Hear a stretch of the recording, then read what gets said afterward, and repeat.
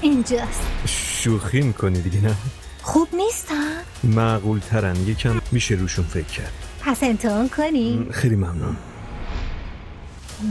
باشا برو پیش آقاتون حرف گوش کن. نذار این مانکنا حق بچه‌تو بخورم. امروز این ایشین خانم گفت که فردا میاد اینجا که قهوه بخوریم.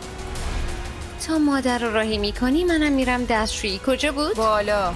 حتما یه سر نخی گذاشتی اینجا جناب هست. دنبال چیزی میگردی ایشی؟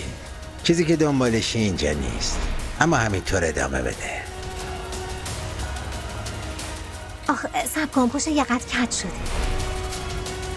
کیه این وقتش؟ یوسف عزیزم بهش گفتم بیادیم پروانه شرکت تو رو باطل میکنیم، صحبت داریم با هم دیگه.